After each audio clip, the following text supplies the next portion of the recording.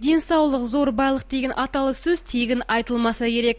Бұл мәселе атам заманнан бері қолға алынып, бүгінгі күнге дейін кең талқыланып келеді.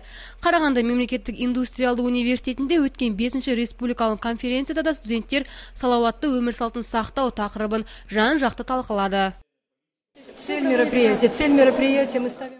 Салауатты өмір салтын сақтау бүгінгі күннің басты талабы. Конференцияның тақырыбы да, мақсаты да осыған бағытталып отыр.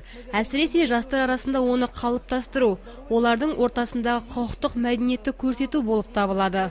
Шарада мәжіліс депутаты Андрей Бегенеев елбасының биылғы жолдауын талқылады. Жолдауының басты бағыттарының бірі ретінде денсаулық саласы екенін айтып, студенттерге жеткізді. Елбасы биылғы жолдауында көптеген бағыттарды баса айтты. Соның ішінде елбасы денсаулық саласына аса мән беріп, оның шешу жолдарын жеткізді. Біздің басты міндетіміз елбасы жүктеген міндеттерді бірлесе орындау. Конференцияда оқылған баяндамалар тәжірибелік маңызы бар немесе ғылыми зерттеулердің өзекті нәтижелерін қамтыды.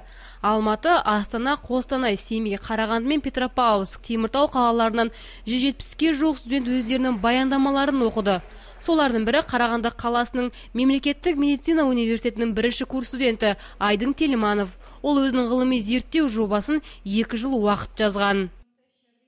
Бұл жобаға 1-2 жылдай болды деуге айта аламын. Себебі қазіргі кезде мына конференцияны ұйымдастыруына байланысты мен бір айдың ішінде мұны қайттан талқылап, оны қорытындылап, зерделеп, өзімнің қорытынды шығарып, өз университетінде әртүрлі сауалнамалар өткізіп, әртүрлі акциялар өткізіп, соның нәтижесінде мен өзімнің жобамның, яғни жастарды бұл өзекті мәселесі екенін айта аламын.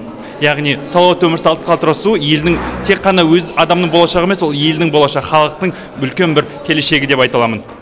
Жалпы медицина және стоматология факультетінің студенті Айдын Телиманов өз жобасында салауатты өмір салтын сақтау үшін көптеген мысалдар келтірген. Яғни қазіргі уақытта жастар арасында кездесетін өзекті мәселелерді талқылаған. Біріншіден, өз дұрыс тамақтану керек. Қимыл қозғалысты, гиподинамияны азайту керек, медициналық тілмен айтқанда. Зиянды әдеттерден бас тарту керек, өзінің жеке гигиенасын сақтау керек. Ең басты қағидаларын орындаған өзінде біз салауатты өмір салтын қалыптастыра аламыз деп айта аламын. Ғылыми зерттеу конференциясы аясында студенттер қала депутаттарының баяндамаларын тыңдап, көкейлерінде жүрген сауалдарға жауап алды.